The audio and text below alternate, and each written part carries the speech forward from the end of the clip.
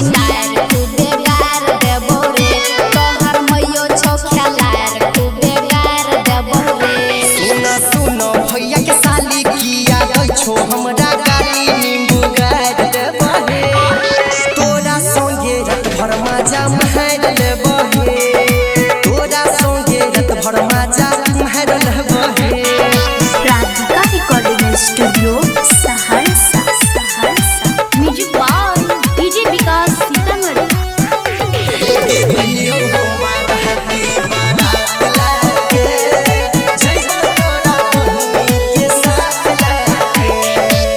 छोरा बाराती सब लागे छै गुंडा समझी भरवा त लागे छै मोछ मुंडा।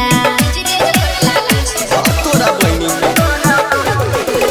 देखै में साली सब लागै छौ बनरी किया जो कहबै छौ बाबूजी के पगरी। एली हमारा दुआर देबो इज्जत उतार फटकार देबो रे तोहर चाची छौ छिनार खूबे गार देबो रे। साली तेरे संग रात भर मजा मार लेंगे रे।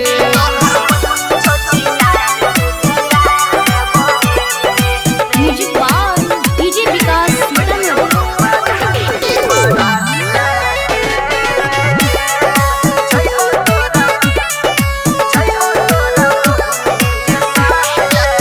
चश्मा लगा के घूमै छी सीना तान के कहो कल्पना छी कोन खानन दान के। हे साली तोहरो संग शादी रचाइल बहमहे दुनू बहिनिया के लै जइबो संगे। सुने सुजी की जीवन राइटर बबन गुण दान के सुधार देबो रे तोहर मामी छौ छिनार काटल गार देबो रे तोरो बहिनी छौ छिनार कोटा गार देबो रे।